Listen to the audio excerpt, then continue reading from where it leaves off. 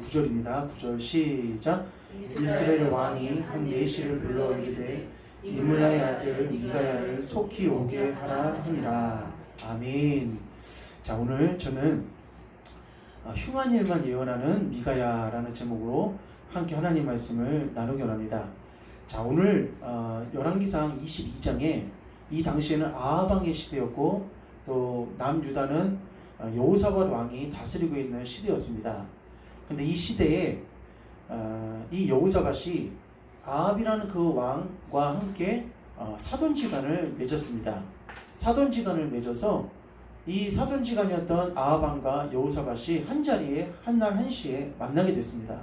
근데 아합 왕이 제의하기를 아람 나라에게 빼앗겼던 땅을 우리가 그냥 보고 있지 말고 그 아람 나라에게 빼앗겼던 그 땅을 우리가 도로 찾읍시다 라고 하면서 여호사밧 왕에게 제의를 했습니다. 근데 이 싸움에 나만 싸우는 것이 아니라 당신과 함께 싸웁시다 라고 하면서 같이 동맹을 맺어서 잃어버렸던 땅을 도로 찾자 이렇게 제의를 한 것입니다. 그런데 이렇게 제의를 할 때 이 여호사밧은 믿음의 사람이었고 그리고 하나님을 잘 믿는 사람이었습니다. 하나님을 잘 믿는 여호사밧은 이 싸움에 대해서 이 나가는 전쟁에 대해서 아합 왕이 한 그 말을 듣고 그냥 나갔던 것이 아니라 이런 식으로 이렇게 얘기를 합니다. 어떤 식으로 얘기하냐면은 22장 우리 5절만 다시 한번 읽읍시다. 여호사밧이 시작. 여호사밧이 또 이스라엘 왕에게 이르되 청하건대 먼저 여호와의 말씀이 어떠하신지 물어보소서. 아멘. 여호사밧은 그냥 전쟁에 나갔던 것이 아니라 먼저 여호와께서 이 전쟁에 대해서 기뻐하시는지 이 전쟁에 대해서 기뻐하시지 않는지 우리가 한번 하나님께 물어보고 우리가 이 전쟁을 합시다 이렇게 제의를 한 것입니다. 우리 사랑하는 성도님들, 우리가 무슨 일이든지 크고 작은 일들 가운데 우리의 생각대로 추진하는 것이 아니라 하나님께 반드시 기도하시고 출발하시기를 주님의 이름으로 축복합니다. 그러므로 여호사밧이 지금 이 전쟁에 대해서 할지 안 할지 물어봐야 되는데 이 당시에 구약의 왕들은 특히 누구한테 물어봤냐면은 하나님께 직접 나가서 기도로 물어보기도 했지만은 이 당시에는 누구를 통해서 물어봤냐면은 선지자들을 통하여서 물어봤습니다. 선지자들을 통하여서 이 전쟁을 하나님이 기뻐하시는 전쟁인지 또 이 전쟁에 나갔을 때 하나님께서 이 전쟁 가운데서 우리에게 승리를 주실지 한번 물어보자는 것입니다. 그러므로 아합 왕이 이 여호사밧의 제의를 듣고 선지자를 불러 모았는데 몇 명의 선지자를 불러 모았냐면은 400명의 선지자를 불러 모았습니다. 오늘 이 400명의 선지자가 어떤 식으로 얘기하냐면은 이렇게 얘기합니다.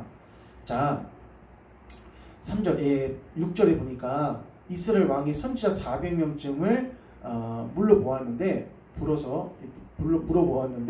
이스라엘 왕이 이에 선지자 400명쯤을 모으고 그들에게 이르되 내가 길르앗 라못에 가서 싸우랴 말랴.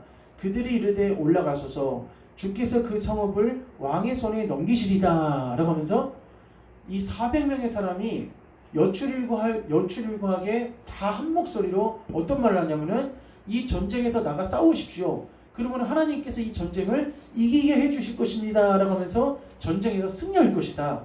400명의 사람이 이런 얘기를 했습니다. 자, 400명의 사람이 이런 얘기를 했는데 여호사밧은 왠지 좀 석연치가 않아요.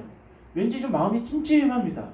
우리가 어떤 사람의 말을 들었을 때 그 사람의 말을 들었는데도 불구하고 뭔가 확신이 생기지 않고 뭔가 내가 일을 해야겠다는 자신감이 생기지 않을 때가 있어요.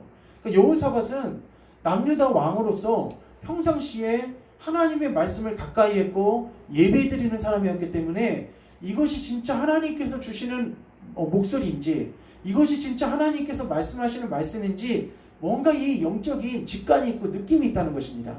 근데 이 여호사밧이 다 같이 한 사람도 반대하지 않고 다 나가서 싸우면 전쟁에서 이긴다 이렇게 얘기를 하니까 뭔가 좀 이상한 거예요. 그래도 한 사람 정도는 이 전쟁에 대해서 이 전쟁은 어려울 것 같습니다 이렇게 말하는 사람이 있어야 되는데 400명이 다 합심이라도 한 듯 모두 다 말이라도 맞춘 듯 다 그냥 맞다는 거예요. 그래서 여호사밧은 뭔가 석연치가 않습니다. 뭔가 좀 느낌이 좀 이상합니다. 그래서 다시 한번 왕한테 물어봅니다. 왕이시여, 지금 여기 400명 말고 또 다른 선지자는 없습니까? 또 다른 선지자에게 물어볼 선지자는 없습니까? 이렇게 물어보니까, 이렇게 얘기를 하니까 아합 왕이 한 명의 선지자가 하나 있긴 있는데 그는, 따라했습니다. 그는 흉한 일만 내게 예언합니다. 예, 그는 내게 어떤 일만 예언하냐면은 흉한 일만, 안 좋은 그런 말만 예언한다는 거예요. 예언한다는 것은 다른 말로 하면은 하나님의 말씀을 그렇게 전한다는 겁니다. 그러니까 평상시에 아합 왕은 이 이물라의 아들이었던 미가야에 대해서 별로 좋게 생각하지를 않고 있었어요. 그래도 여호사밧이 그런 말씀 맞서서, 자, 말씀해 봅시다. 예, 7절에 여호사밧이 이르되 이 외에 우리가 물을 만한 여호와의 선지자가 여기 있지 아니하니까 라고 하면서 물어보니까 미가야 한 사람이 있는데 그 사람은 나한테 흉한 일만 예언한다는 겁니다. 그랬더니 8절 마지막 부분에 보니까 여호사밧이 이르되 왕은 그런 말씀을 마소서 라고 하면서 그 한 사람의 말을 듣기를 원한다는 것입니다. 우리 사랑하는 성도님들, 만약에 여기 성도님들 같으면은 400대 1입니다. 400대 1이면은 400명의 선지자의 말을 듣겠습니까? 아니면은 한 사람의 선지자의 말을 듣겠습니까? 당연히 400명의 사람의 말을 듣겠죠. 왜냐면은 한 사람보다는 400명이면은 굉장히 많은 사람들이 예언을 하고 말을 한 거기 때문에 어느 누구나 할 거 없이 그 사람의 말을 들을 것입니다. 요즘에 어느 목회자들 가운데서는 이런 말을 하는 사람들이 있습니다. 어떤 말을 하는 사람들이냐면은, 지금은 예수님이 십자가에서 죽으시고 난 다음에 새롭게 신약시대가 열리고 새로운 신약시대가 시작이 됐기 때문에 제사제도는 이제 끝났고, 그리고 이 구약의 성전시대는 다 끝났기 때문에 더 이상 우리가 옛날에 그런 제사제도와 그리고 율법에 준수한 그런 안식일과 11조는 이 시대는 하지 않아도 된다, 이런 말을 하는 사람들이 있습니다.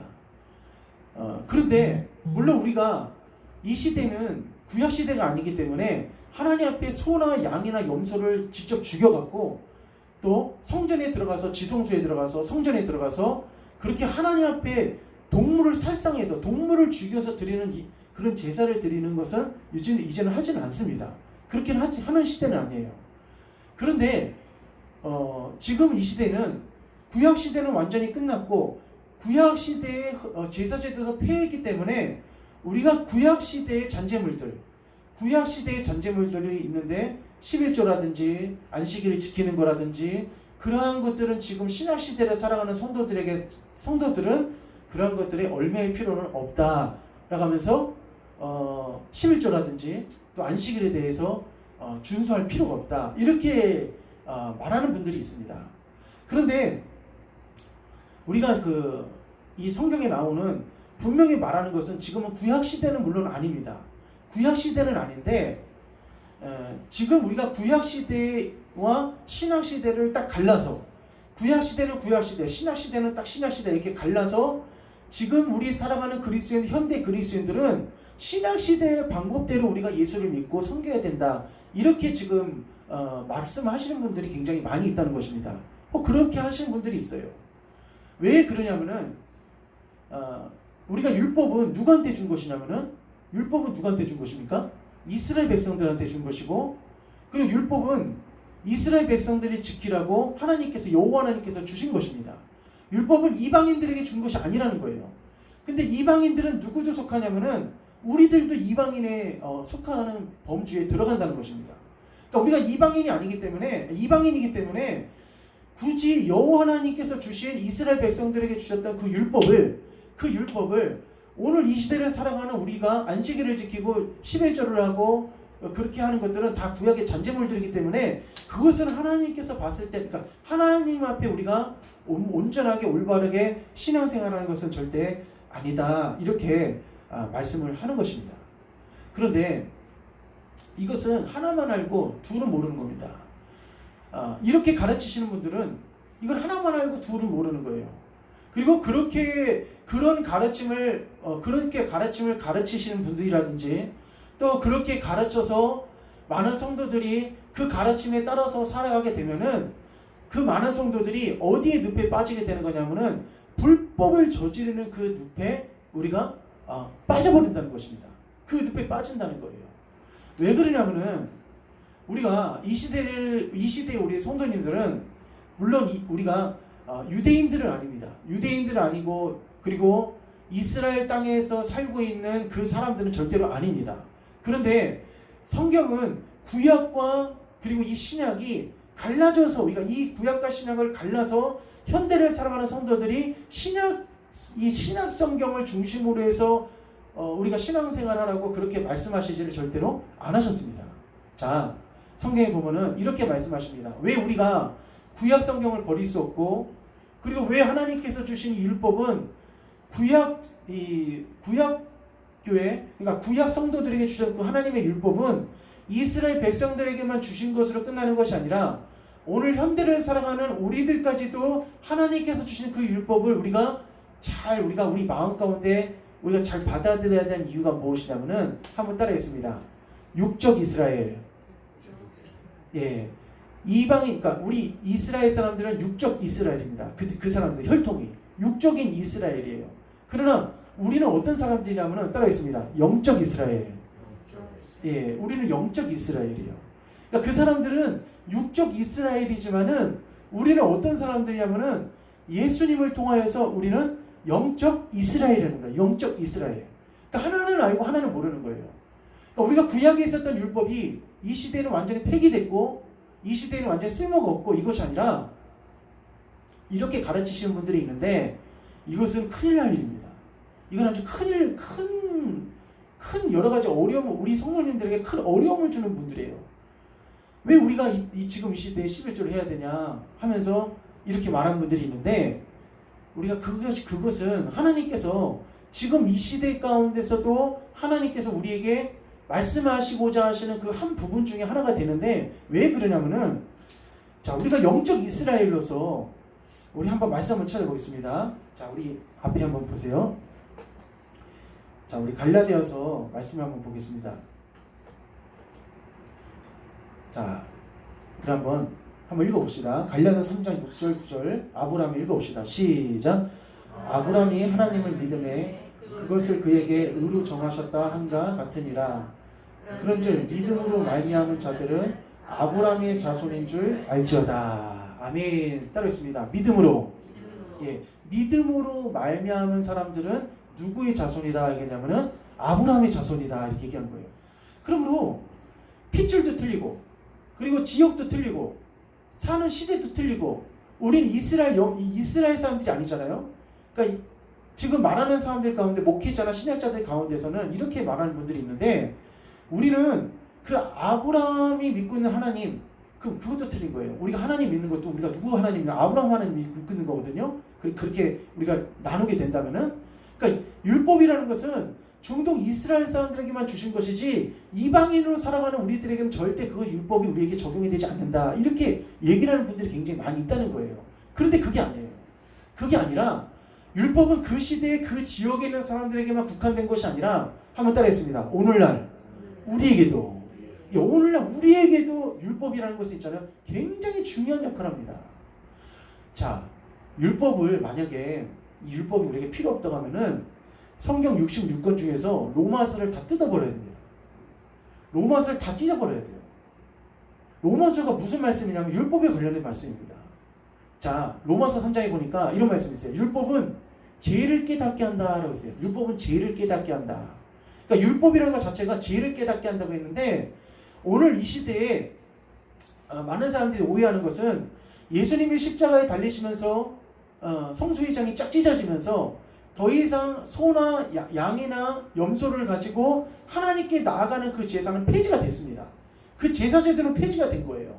그리고 안식일이 아니라 오늘 우리가 어떻게 예배를 드리냐면은 부활 후 첫날 주일을 하나님 앞에 예배를 드리고 있습니다. 그러니까 어떤 모습을 보면은 구약과 신약은 완전히 이제는 새롭게 바뀌어지면서 새로운 방법으로 하나님을 섬겨야 된다라고 이렇게 얘기를 하고 있지만은 절대 그것은 아니라는 것입니다. 창세기부터 시작해서 말라기까지 구약 2000년 동안 흐름은 뭐냐면은 안식일을 하나님 앞에 잘 지키고 그리고 11조를 하나님께 잘 드리는 것이 구약 4,000년 동안 흐르는 하나님의 명령입니다. 우리 사랑하는 성도님들, 이스라엘 백성들은 하나님 앞에 중심이 뭐였냐면 안식일이었습니다. 또 중심이 뭐였냐면 하나님 앞에 11조를 드리는 것이고 헌물을 드리는 것입니다. 이것이 구약시대 내내 구약시대 창세부터 시작해서 말라기까지 계속 흐르고 있는 하나님의 말씀의 흐름이에요. 하나님의 정신입니다. 하나님의 정신이에요. 근데 그 하나님의 정신이, 하나님의 흐름이 만약에 한 시대에서만, 한 구약시대에서만 그 하나님의 생각과 하나님의 흐름이 끝난다고 하면은 지금 이 시대는 새로운 것으로 적용되는 시대로 가면은 하나님께서 지금 하시는 그 말씀들이 다 어떤 말씀이 되냐면은 무용지물이 됩니다. 무용지물이 돼요. 우리가 성경을 구약과 신약을 이렇게 우리가 성경책에 구약을 나누고 신약을 이렇게 나누지만은 하나님께서는 구약과 신약을 나누지 않고 한번 따라했습니다. 하나로. 예, 하나님의 입장에서 봤을 때는 하나님은 시 공간의 개념이 없으신 분이에요. 하나님은 영원부터 영원까지 계신 분인 줄 믿으시길 바랍니다. 하나님께서는 어느 한 지점에 계셨다가 끝나신 분이 아니라 하나님은 어떤 분이냐면은 영원부터 영원까지 나는 스스로 있는 자니라 라고 하면서 하나님은 시 공간의 개념이 없어요. 그러면 이 신구약의 개념을 누가 나눈 거냐면은 이 성경의 저자들이 구약과 신약의 이 성경을 어떻게 해요? 나눈 겁니다. 성경이 있잖아요. 총 몇 권으로 되어 있습니까?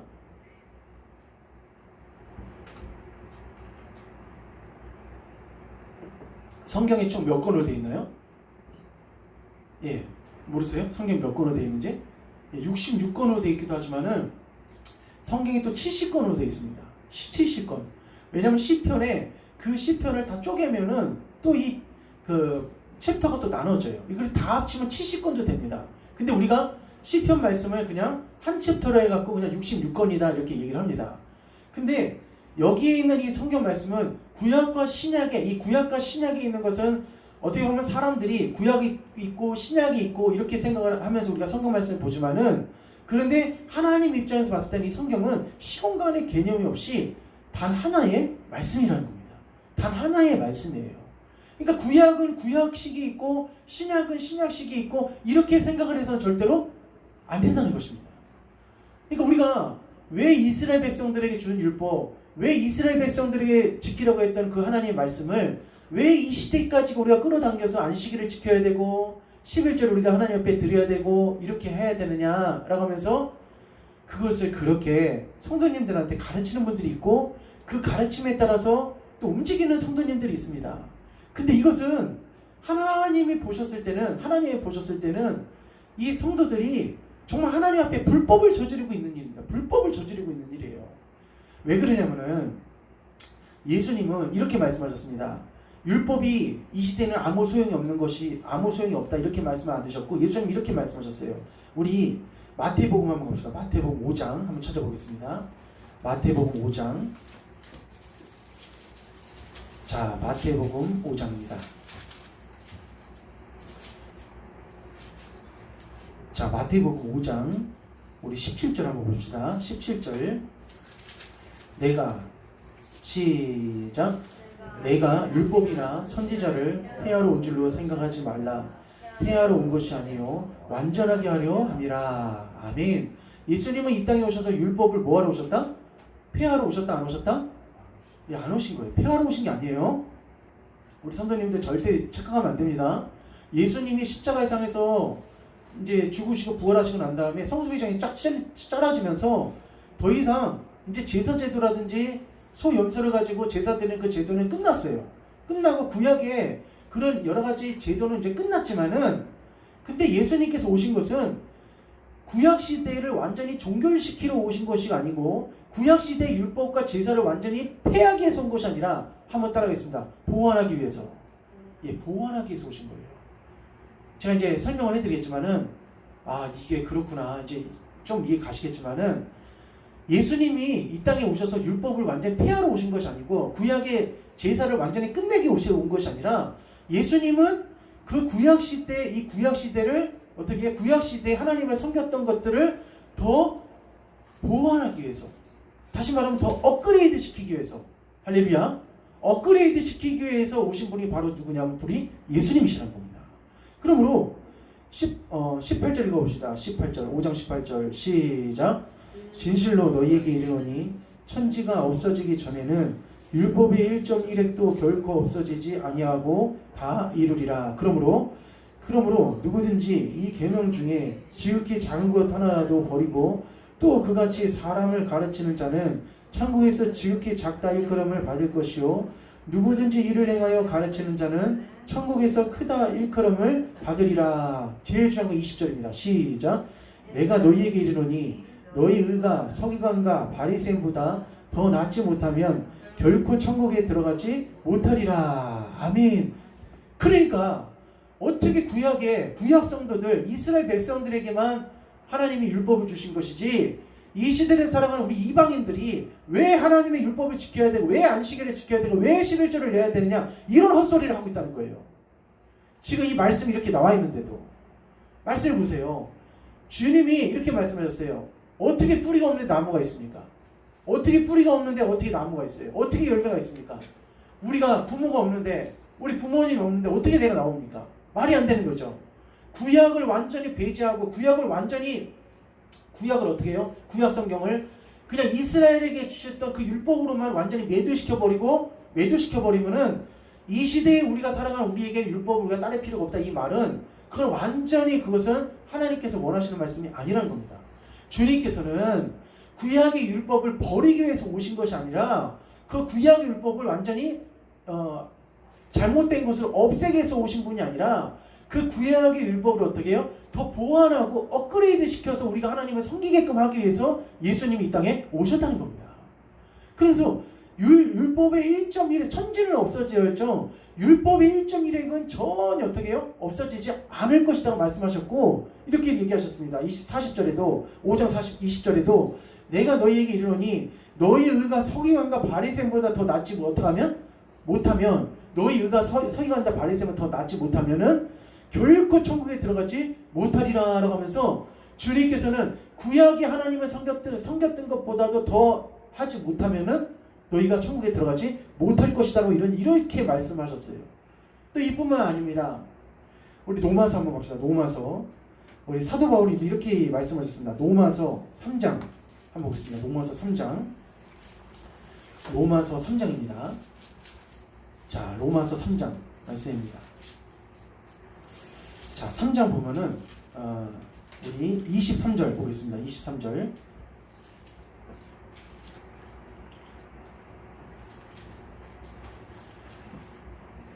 자, 로마서 23절입니다. 3장 23절 시작. 사람이 죄를 범하였으니 하나님의 영광에 이르지 못하였으니. 자, 29절 시작. 하나님은 다만 유대인의 하나님이시나 또한 이방인의 하나님은 아니시냐. 진실로 이방인의 하나님도 되시느니라. 아멘. 따라하겠습니다. 이방인의 하나님.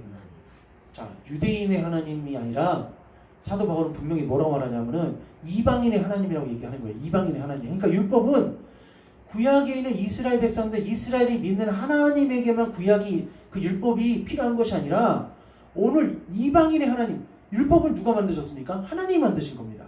그러니까 이방인의 하나님을 믿는 우리 역시 마찬가지로 우리에게 뭐가 필요하냐면은 율법이 필요하다는 겁니다. 자, 우리가 이 율법이 얼마나 중요한 건지 모릅니다. 그러면 목사님 이렇게 얘기할 수 있습니다. 목사님, 그럼 율법을 사람을 얽어매기 위해서 있는 겁니까? 절대 그렇지 않습니다. 율법은 우리 사람을 얽어매기 위해서 있는 게 아니에요. 율법이 있는 것은 뭐 때문에 있는 거냐면은 우리 여성 성도님들이 더 잘합니다. 여성 성도님들이. 왜 여성 성도님들이 더 빨리 이해할 수 있냐면은 우리 여성 성도님들이 화장을 할 때 어떻게 화장하나요? 어디 앞에서 화장을 해요? 거울 앞에서 하죠. 거울 앞에서 화장을 하면서 또 우리가 식당에서 밥 먹고 난 다음에 한 번씩 거울도 쳐다보잖아요. 예, 거울도 보듯이 이 율법이라는 것은 뭐와 같은 거냐면은 내 자신의 모습을 비춰주는 거울과 같은 거예요. 거울과 같은 겁니다. 율법이 없으면은 뭘 깨닫지 못한다고 했냐면은 죄를 깨닫지 못한다라고 얘기했어요. 그런데 지금 엉뚱한 소리를 하고 있는 거예요. 이 율법이라는 것은 구약의 이스라엘 백성들에게만 하나님이 주신 거기 때문에 지금 이 시대를 살아가는 성도님들에게 11조를 내릴 필요가 없다, 이런 식으로 얘기를 하는 거예요. 이게 얼마나 하나님께서 안 기뻐하시는 말인지 모릅니다. 그러면서 이렇게 얘기합니다.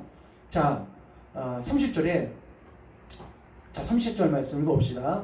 30절 시작. 할례자도 믿음으로 말미암아 또한 무할례자도 믿음으로 말미암아 의롭다 하실 하나님은 한 분이시니라. 31절이 중요합니다. 시작. 그런즉 우리가 믿음으로 말미암아 율법을 파기하느냐? 그럴 수 없느니라. 도리어 율법을 세우느니라. 한번 따라했습니다. 율법을 굳게 세우느니라. 사랑하는 성도님들, 우리는 무엇으로 구원받는 사람들이냐면은 믿음으로 구원받는 사람인 줄로 믿으시기를 바랍니다. 믿음으로, 자, 내가 무엇으로 구원받는 사람들이냐면은 믿음으로 구원받는 사람들이에요. 그러나 율법은 너가 왜 믿음으로 구원받아야 되는지를 우리에게 알려주는 뭐와 같으냐면은 주님께로 인도하는 몽학 선생과 같은 거예요. 그러니까 우리가 죄를 알지 못하고 우리가 죄에 대해서 우리의 모습이 드러나지 않으면은 굳이 예수님을 믿을 이유가 있습니까? 없습니다. 아니, 내가 얼마나 죄를 졌는데, 내가 왜 죄인인데 이것을 내가 알지 못하면은 굳이 예수님을 내가 믿을 필요가 없는 거예요. 예수님을 내가 믿는 이유가 무엇입니까? 내가 죄인이기 때문에.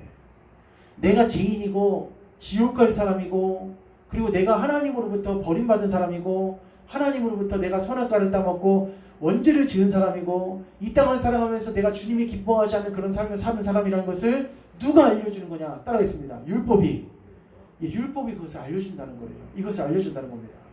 그러므로 우리가 지금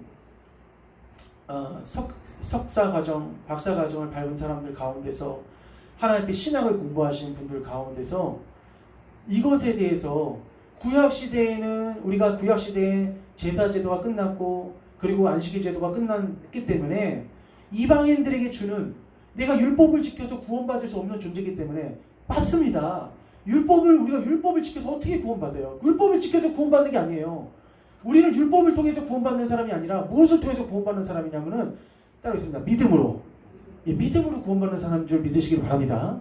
그럼에도 불구하고 예수님도 율법을 어떻게 해요? 온전케 하러 오셨다고 하셨고, 사도 바울도 율법에 대해서 율법을 파기하느냐 오히려 굳게 세우니라 말씀하셨던 것처럼, 이 율법이라는 것은 누가 만드신 거냐면은 전능하신 여호와 하나님께서 만드신 겁니다. 할렐루야. 하나님께서 만드신 것이고, 또 구약 성경에서 하나님께서 하신 그 말씀의 흐름은 구약 시대에서만 딱 끝나는 것으로, 딱 멈추는 것으로만 끝나는 것이 아니라 오늘 이 시대를 살아가는 우리 성도님들에게 이 율법의 말씀이 우리에게 뭐가 되냐면은 하나님의 말씀을 우리에게 가르침이 될 수 있다는 것입니다. 절대 이 말씀을 버려서는 안 된다는 것입니다. 그래서 그리스도인에게는 이 말씀이 필요 없다는 주장이라든지, 11조를 내서는 안 된다는 주장이라든지, 안식일을 지킬 필요가 없다는 주장이라든지, 또 십계명은 이스라엘 백성들에게만 준 것이기 때문에 현대를 사는 그리스도인들에게는 십계명을 받아들일 필요도 없고 그것을 지킬 필요가 없다고 얘기를 하는데, 아주 무서운 말이고 아주 큰일 날 말입니다. 십계명이 왜 이스라엘 백성들에게 준 겁니까? 제가 아까 말씀드렸잖아요. 여기 다시 한번 봅시다. 자, 아브라함이 하나님을 믿음에 그것을 그에게 의로 정하셨다 한 것 같으니라. 그런즉 믿음으로 말미암은 자들은 아브라함의 자손인 줄 알지어다. 누구의 자손? 아브라함의 자손이에요. 우리 여기 성도님들, 우리는 이 십계명은 이스라엘 백성들에게만 국한된 것이 아니라 우리에게도 주신 하나님의 말씀인 줄 믿으시기를 바랍니다. 할렐루야. 보세요. 제1계명이 무엇입니까? 제1계명? 예, 그렇죠. 너는 나 외에 다른 신들을 섬기지 말지니라 라고 되어 있어요. 만약에 이게 이스라엘 백성들에게만 준, 유대인들에게만 준 계명이라고 하면은 지금 우리가 굳이 왜 하나님만 믿습니까? 차라리 우리도 우상을 믿을 수 있는 거, 석가모니도 믿을 수 있고, 뭐 마호메트도 다른 신을 믿을 수 있는 거죠. 그러니까 말도 안 되는 소리를 지금 어떻게 해요? 말도 안 되는 이야기를 지금 이 일부 목회자들이라든지 또 신학자들 가운데서 이런 말을 하는 사람들이 있다는 거예요. 근데 율법이라는 것은 절대 이것은 이스라엘 백성들에만 국한되는 건 절대 아니라는 겁니다. 자, 그래서 8절 한번 읽어봅시다. 갈라디아서 시작. 또 하나님이 이방을 믿음으로 말미암아 의로 정하실 것을 성경이 미리 알고 먼저 아브라함에게 복음을 전하되 모든 이방인이 너로 말미암아 복을 받으리라 하셨느니라. 9절이 중요합니다. 9절 시작. 그러므로 믿음으로 말미암은 자는 믿음이 있는 아브라함과 함께 복을 받느니라. 할렐루야. 아브라함과 따로 복을 받는다라고 하지 않으셨고 아브라함과 어떻게 한다? 함께, 아브라함과 함께 복을 받느니라 이렇게 말씀하셨어요. 그러니까 우리 성도님들, 우리는 오늘 본문 말씀에 다시 돌아와서 잠깐 봅시다. 본문 말씀에 돌아와서 아합 왕과 여호사밧 왕은 이 아람 나라에게 빼앗겼던 길르앗 나못을 찾으려고 가기 전에 누구한테 먼저 물어봤냐면은 선지자한테 물어봤는데 400명의 선지자들은 길르앗 나못을 찾으러 가십시오. 하나님께서 그 땅을 반드시 왕에게 주실 것입니다. 이렇게 얘기를 했습니다. 그렇지만 여기서 또 물을 만한 선지자가 없습니까? 이렇게 물어보니까 아합 왕이 한 사람이 있대요. 근데 그 사람이 누구냐면은 미가야라는 사람이 있는데 그 사람은 나한테 길한 소리는 안 하고 길한 예언을 안 하고 흉한 예언만 한다는 겁니다. 왜 흉한 예언을 하겠습니까? 생각을 한번 해보세요. 아합 왕이 하는 일마다 하나님께서 원하시지 않는 일을 하니까 아합 왕한테 이 미가야 선지자가 좋은 예언을 할 수 없는 거예요. 세례 요한이 이 땅에 왔을 때 그 세례 요한이 헤롯 궁에 가서 헤롯 왕을 칭찬하는 얘기를 하지 않았습니다. 항상 어떤 얘기를 했냐면은 왜 당신 동생 부인을 취하고 왜 당신 이렇게 합니까? 라고 하면서 그 사람한테 하나님께서 말하는 소리를 했지 왕이 듣고 싶어하는 소리를 하지 않은 것입니다. 우리 귀한 성도님들, 이 시대에 내가 듣고 싶어하는 말씀을 듣지 말고 따라했습니다. 하나님이 내게 하고자 하는 말씀을 들으시기를 축원합니다. 예, 내가 듣고 싶어하는 말씀만, 이 성경 말씀만 짝짝 꿀 뽑아듯이 이렇게 먹으면은 나중에 어떻게 되냐면 영양실조가 되고 편식이 되고 정상적인 그리스도로 성장할 수가 없습니다. 우리가 말씀을 들을 때는 그 말씀이 때에 따라서 내가 먹고 싶은 말씀이 아니더라도 그 말씀을 우리가 잘 아멘으로 먹어야지만이 그것이 나에게 약이 되고 양식이 되고 내 신앙에 성장하는 역사가 일어난다는 겁니다. 그러니까 지금 여호사밧은 뭐라고 말해요? 그는 야합이 그는 흉한 일만 얘기합니다 하니까 여호사밧이 이런 말합니다. 왕은 그런 말씀 하소서. 왜냐하면은 흉한 일을 안 좋은 말을 하는 것도 그것은 누구의 말씀이다? 하나님의 말씀이라는 거예요. 여호사밧은 자기가 나라에서 나라를 통치할 때 자기 옆에 선지자도 있었고 제사장도 있었습니다. 근데 막 직언을 하는 거예요. 막 직언을. 지금 여호사밧이 아합과 동맹 맺었다가 나중에 아합은 죽고 이제 전쟁이 끝나고 난 다음에 바로 자기 나라 남유다로 가니까 누가 기다리고 있는지 알아요? 가니까 다른 선지자가 딱 기다리고 있다가 이렇게 말합니다. 왕이요, 왜 하나님이 기뻐하시지 않는 북이스라엘과 연합해서 전쟁을 했습니까? 하면서 막 그 여호사밧을 왕을 어떻게 책망을 하는 겁니다. 그러면 우리가 내가 먹고 싶어하는 말씀, 이 시대에 내가 달콤하게 들으려는 말씀만 들으면 절대로 안 된다는 거예요. 어떤 목회자들이나 어떤 신학자들은 지금 구약 시대가 아니고 예법이나 제사법이나 안식일 규례나 그런 율법 시대가 다 끝났기 때문에 지금 그런 거 지키면 안 해도 됩니다. 알아서 하십시오. 그냥 자유하십시오. 이렇게 얘기하는 사람들이 있습니다. 그렇게 들으면 마치 진짜 이 성경이 나한테 부담을 많이 덜어주고 마치 나에게 좀 약간 이 속박을 약간 풀어주는 것 같은 그런 느낌이 듭니다. 그런데 그걸 그대로 따라가잖아요. 그걸 그대로 따라가게 되면은 안 하려면 자기만 하지 말든가, 안 하려면 너만 하지 당신만 하지 말든가, 안 하려면 왜 순수한 어린 양들에게, 왜 하나님의 성도들에게 그것을 하라 하지 말라 그것은 절대 그 사람들이 할 그 역량이 아닙니다. 선생님들, 이 하나님의 말씀을 하라 안 하라 이렇게 할 수 있는 역량은 누구만 갖고 계시냐면은 하나님만 갖고 계십니다. 왜냐하면 11조라든지 안식의 규례라든지 하나님의 십계명은 구약의 부산물들이 절대로 아니에요. 이거 절대 명심하셔야 됩니다. 이건 절대 구약의 부산물, 구약의 잔재들이 아니에요. 이건 절대 그런 게 아닙니다. 오히려 이 시대에 우리는 뭘 더 사랑해야 되냐면은 하나님의 율법을 더 사랑하고 하나님의 어떻게 해요? 그 십계명을 어떻게 우리가 더 지키려고, 그 십계명대로 우리가 살아가려고 우리가 하나님의 안에서 우리가 나아가야 된다는 것입니다. 물론 제가 얘기 드렸죠. 그 우리가 소나 돼지나 아니, 소나 염소나 양을 갖고 와서 우리 하나님께 드리냐 이게 아니라고 했잖아요. 예수님이 오신 것은 구약에는 제사와 구약에는 예법을 다시 어떻게 해요? 폐기하는 것이 아니라 업그레이드 시키려고. 그걸 업그레이드 시켜서 어떻게 해요? 하나님을 잘 섬기게 하려고 우리에게 그 율법을 주셨다는 거예요. 잘 들어보십시오. 정신 차리고 잘 들어보세요. 잘 들어보세요. 제가 이 말씀 드릴 테니까 어떤 말씀 드리냐면은 예수님이 이렇게 말씀하셨습니다. 구약에는 있잖아요. 구약에서는 여자를 보고 그 여자를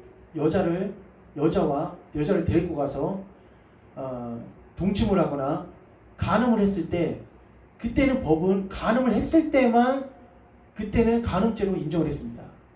무슨 말인지 이해하시죠? 여자를 데리고 가서 간음을 했을 때 간음죄로 인정했습니다. 그러나 예수님은 이렇게 말씀하셨어요. 따라하겠습니다. 여자를 보고 음욕을 품으면은 그 음욕을 품는 것부터 이미 간음했느니라 이렇게 얘기를 하시는 거예요. 그리고 살인도 역시 마찬가지입니다. 살인도 우리가 구약 시대에 어떤 사람을 칼로 죽여야지만 살인이잖아요. 근데 지금 이 시대 예수님은 우리 어떻게 말씀하셨냐면은 더 세게 여기셨어요. 다른 사람을 보고 형제자매를 보고 그 사람을 미워하게 되면은 그 미워하는 것 자체가 그것이 살인이라고 했습니다. 그러니까 이전에는 율법이 어떻게 보면 더 쉬운 거였어요. 그게 더 쉬운 거예요. 많았어요. 지금 신학자라든지 어떤 목회자들이 일부 이런 사람들이 이렇게 지금 막 구약은 이거 지킬 필요 없다. 이거 이렇게 하면 안 된다. 이런 식으로 얘기하는 분들이 있는데 이거는 말도 안 되는 소리인 거예요. 왜냐면은 음욕을 품고 다른 사람을 미워하면은 이것이 있잖아요. 오히려 구약에 있는 율법보다 더 센 거예요. 이게 더 세면 셌지 강하면 강했지 덜한 건 아니라는 거예요. 왜냐면 구약에서는 내가 다른 사람을 미워해도 그 사람 죽이지만 않으면 그건 살인이 아닌 거예요. 다른 사람을 내가 음욕을 품어도 그 사람을 내가 어떻게 간음하지 않으면 그 간음은 아닌 거예요. 근데 예수님은 지금 이 땅에 오셔서 그것을 어떻게 해요? 더 업그레이드 시켜서 그것을 내가 마귀 사탄에게 그걸 당하지 않도록 더 업그레이드 시키고 보완을 시켜서 우리들에게 어떻게 해요? 하나님을 더 잘 섬기고 잘 믿을 수 있도록 우리에게 그 제사 예법과 율법을 보완을 시켜 주신 거는 겁니다. 그러면 우리가 이 시대에 잘 우리는 어디 중심에 서 있어야 되냐? 한번 따라했습니다. 말씀에. 말씀에 서 있어야 돼요. 제가 이번 주에 너무 안타까웠던 것이 뭐였냐면은 그렇게 가르쳐 주니까 그 뭣도 모르는 성도님들이 아 그렇네요. 제가 이제까지 율법에 매여서 살았네요 하면서 막 그런 식으로 막 글을 이렇게 써 있더라고요. 그래서 제가 그것을 보고 아주 통탄을 했거든요. 와 이게 진짜 이 목자가 중요하구나. 이게 어떻게 이런 식으로 가르치지? 왜 율법이 아무 쓸모짝이 왜 율법이 중요하지 않다고 가르치고 왜 구약에 있는 예법이나 구약에 있는 그 율법들은 이스라엘 백성들에게만 준 것으로 국한을 하는가? 이것에 대해서 제가 굉장히 많이 저건 아니라 이렇게 생각을 했었는데 우리 성도님 절대 우리가 그런 식으로 우리가 생각을 해서는 절대로 안 된다는 것입니다. 자, 그러니까 하나님의 영역은 절대 침범하면 안 돼요. 오히려 이렇게 해야 됩니다. 우리는 구약 시대에 우리의 신앙의 선조들이 하나님을 지키고 하나님을 따라왔던 그 정신을 따라했습니다. 그 정신을 잘 계승해서 어떻게 하면 또 하나님을 잘 믿고 어떻게 하면 또 하나님을 잘 섬기면서 나아가야 될지에 대해서 우리가 더 궁리를 하고 그것에 대해서 기도하면서 성도들을 잘 이끌 생각을 해야지. 구약시대니까 그 구약시대에 있었던 걸 구약시대 다 빼버리자 하면서 이거 지키지 마십시오. 이런 식으로 얘기하는 것은 그건 하나님의 주권의 영역을 완전히 침범하는 거예요. 완전히 침범하는 겁니다. 왜 그러냐면은 이거를 지금까지 이루어져 왔던 이 하나님의 그 율법과 율법의 그 흐름에 대해서 하지 말라고 하는 것은 그 누구의 영역이냐면은 하나님의 영역이라는 거예요. 그래서 요한계시록 22장 한번 봅시다. 요한계시록 22장. 자, 요한계시록 22장입니다.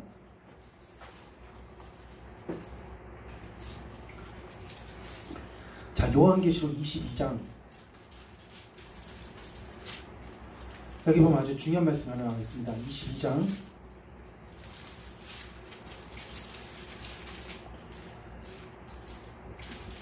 자, 우리 8절 한번, 6절 한번 제가 읽겠습니다.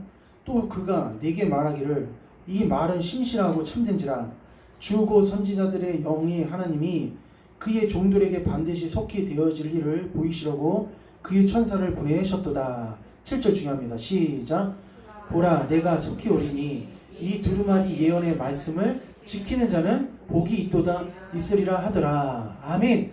예언의 말씀, 이 두루마기 예언의 말씀을 지키는 자는 어떻도다? 복이 있도다. 우리 성도님들 이 말씀을 가볍게 생각하지 마시고 이 말씀을 잘 우리 심령 가운데 새겨서 말씀대로 살아가기에 힘쓰시기를 주님의 이름으로 축원합니다. 그리고 또 한 번 말씀 봅시다. 자, 우리 22장 16절입니다. 18절 시작. 내가 이 두루마리의 예언의 말씀을 듣는 모든 사람에게 증언하노니 누구든지 이것을 위해 더하면 하나님이 이 두루마리에 기록된 재앙들을 그에게 더하실 것이요. 19절. 누구든지 이 두루마리의 예언의 말씀에서 제하여 버리면 하나님이 이 두루마리에 기록된 생명나무와 및 거룩한 성의 참여함을 제하여 버리시리라. 아멘. 하나님의 말씀을 빼거나 더해서는 절대로 안 된다는 겁니다. 그러므로 구약시대에 있었던 11조를 이 11조는 더 이상 이제 끝났고 이건 더 이상 끝났고 할 필요가 없고 신약시대에 하는 것은 그것은 잘못된 것이다. 이렇게 말하는 것은 어떻게 책임질 겁니까? 그렇게 말하는 거를? 그렇게 말하는 것을 그렇게 말씀하시는 분들이 있는데 그런 목회자들이나 그런 신학자들이 있는데 그렇게 말하는 것에 대해서 그 어떻게 책임지실 겁니까? 이 말씀을 우리가 근거했을 때 함부로 이 하나님의 말씀을 빼버리면 안 됩니다.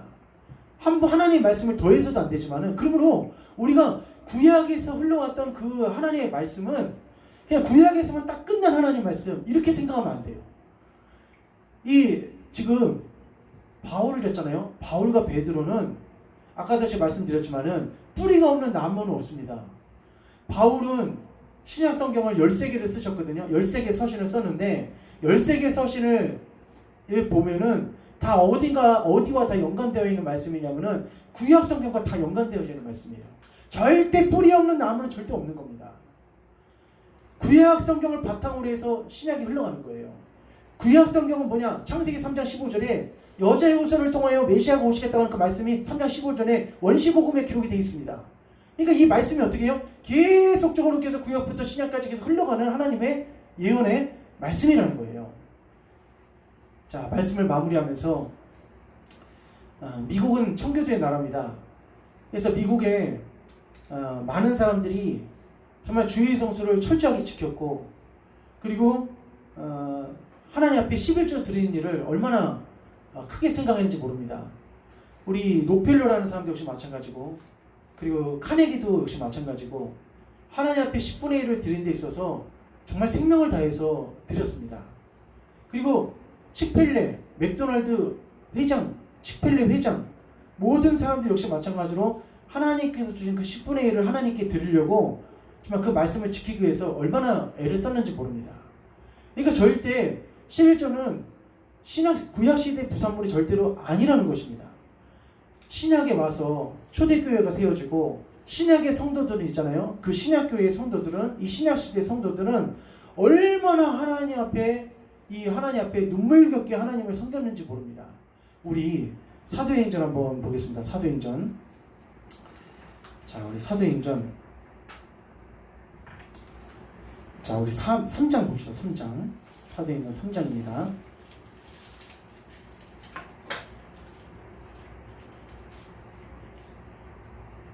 자, 사도행전 3장.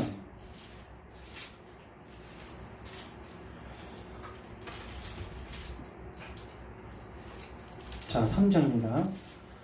자, 3장 43절 한번 봅시다. 3장 43절. 사람마다 시작. 2장입니다. 2장 43절. 2장 43절 시작. 사람마다 두려워하는데 사도들로 말미암아 기사와 표적이 많이 나타나니 44절 시작. 믿는 사람이 다 함께 있어 모든 물건을 서로 통용하고 또 재산과 소유를 팔아 각 사람의 필요를 따라 나눠주며 날마다 마음을 같이하여 성전에 모이기를 힘쓰고 집에서 떡을 떼며 기쁨과 순전한 마음으로 음식을 먹고. 아멘. 초대교회 성도들 있잖아요.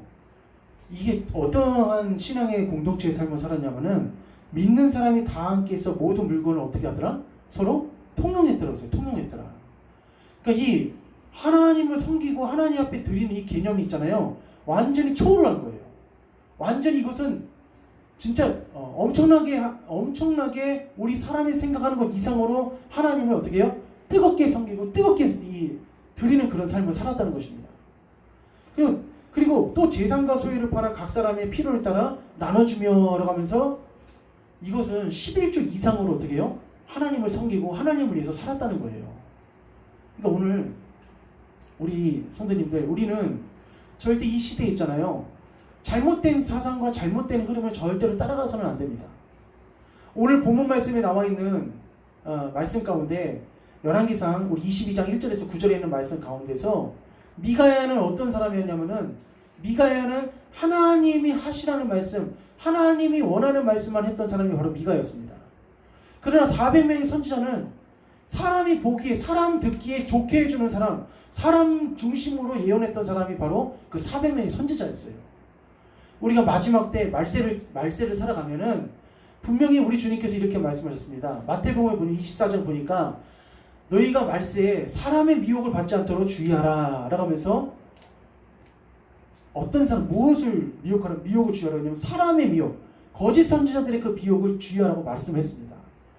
그러니까 우리가 절대 이 시대에 잘못된 사조와 잘못된 사상과 잘못된 가르침 가운데 우리가 그것이 나에게 속박을 좀 풀어주는 거니까 우리 그것을 더 좋게 생각하면 안 되고, 내 십자가를 지고 하는 것이 십자가의 무게가 줄어드는 것을 좋게 생각하면 안 되고, 십자가의 무게가 나간다 할지라도 어떻게든 내가 그 십자가의 무게를 가지고 끝까지 주님 만나는 그 순간까지 가리라.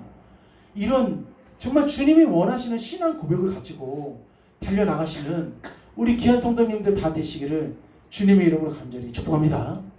자, 우리 말씀만 바라보며 나갑시다. 옆에 한번 인사해 보겠습니다. 시작. 말씀만 바라보며 나가겠습니다. 아멘. 자, 우리 찬양하고 하나님 앞에 이 시간 귀한 예물 올려드리도록 하겠습니다.